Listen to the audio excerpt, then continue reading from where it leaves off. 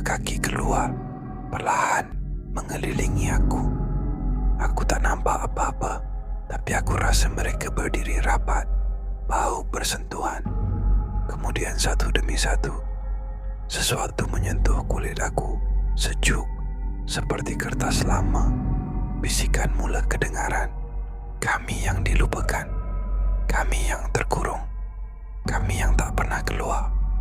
Aku cuba jerit, tak ada suara keluar. Lampu menyala semula. Aku berdiri dalam lift. Pintu tertutup. Panel menunjukkan 12. Seolah-olah tak pernah bergerak. Aku keluar dengan lutut longgar. Di pejabat kawalan, aku buka rakaman CCTV. 3:13 pagi. Lift terbuka di tingkat 12 dan aku berdiri di dalamnya, seorang diri menghadap kamera. Tak bergerak selama 7 minit, tapi di belakang aku ada ruang kosong dalam lift yang sepatutnya sempit. Seolah-olah lift itu lebih luas dari biasa. Dan dalam ruang kosong itu ada siluet-siluet berdiri rapat menghadap aku. Keesokan harinya, aku semak rekod bekerja lama. Bangunan ini pernah mengalami penstrukturan semula 15 tahun lalu. Satu tingkat pejabat ditutup sepenuhnya akibat masalah struktur. Semua kaki tangan dipindahkan. Tiada laporan kehilangan, tiada berita. Cuma satu perkara pelik.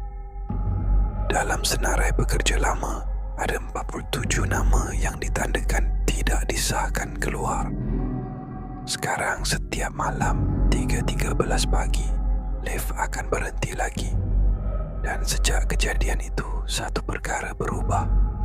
Dalam rakaman CCTV terbaru, bila lift terbuka di tingkat 13, bayang-bayang yang berdiri di koridor sudah bertambah satu, yang paling hampir dengan pintu lift. Bentuknya sama macam aku, seperti bayang aku pula yang sudah menjadi ahli di tingkat 13 ini. Dan ia tak lagi menghadap dinding, ia menghadap keluar, seolah-olah menunggu giliran untuk turun.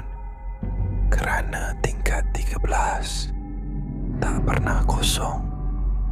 Ia seperti menunggu sesiapa yang akan menjadi ahli terbaru di tingkat 13. Sekian kisah dari Seram Alam.